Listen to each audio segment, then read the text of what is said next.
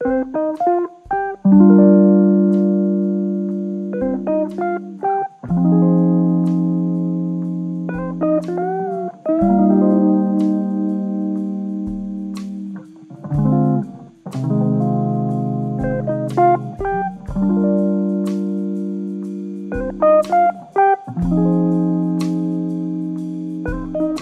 let's pause for a minute. What did we miss? So true. It's funny, like now people are like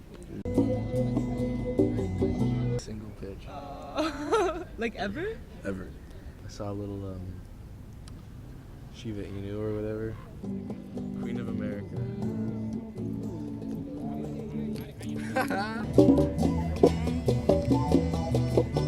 The juxtaposition of these two sequences is dependent on one very simple difference: the presence of non-diegetic sound.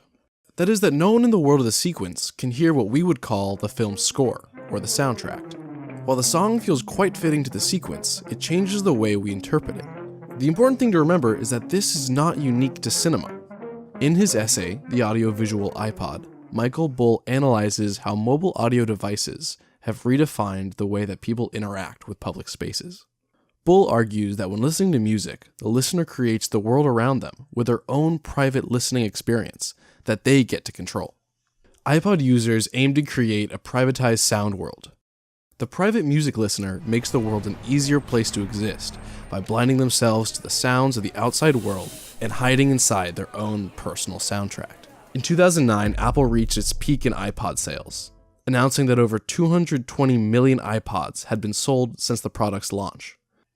Bull was writing in 2013 from a society in full swing of the effects of the mobile audio revolution. Since then, music streaming services have made music more available wherever listeners may be. I see people every day walking around in their own bubble of personal audio. In many ways, people do use these devices to make their commute or workout better and more enjoyable. But it's also a way of shutting other people out.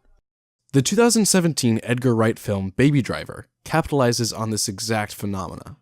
The main character, Baby, is essentially forced by criminal mastermind Doc to use his incredible driving skills to facilitate a number of bank heists. Baby, however, is neither a thrill seeker nor a thief, and characteristically hates the violence that comes from his actions. To deal with his trauma in his daily life, Baby is constantly listening to music through Apple's trademarked white earbuds, and syncopates his motion to the songs he knows by heart. The cultural phenomena of the MP3 player has emerged in cinema pop culture in exactly the way that Bull described. He worries that just as Baby uses music to deal with the anxiety of harming innocent people, people become less empathic in their daily activities in the same way. Bull believes that by placing ourselves in the center of our own film, we reduce other citizens of our society to devalued extras in the theatrics of our lives.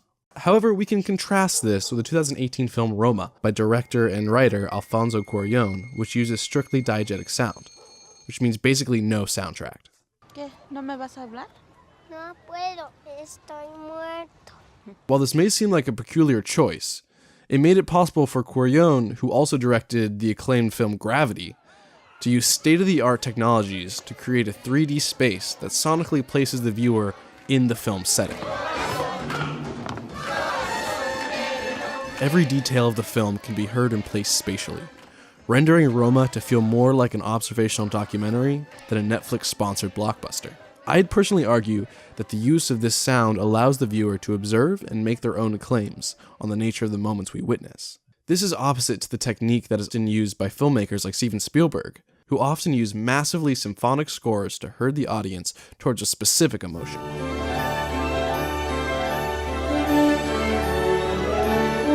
In many ways, I'd argue that Roma's absence of a score really allows the viewer to connect much more empathically to the film's central character, Cleo, and more truthfully reveals the morally ambiguous characters. Instead of making us feel a certain way about the goings-on of the scene, Cuarón allows us to choose to connect to the characters, or not. While Bull may not understand that not all mobile audio players are iPods, he does identify a very important and recent shift in public discourse.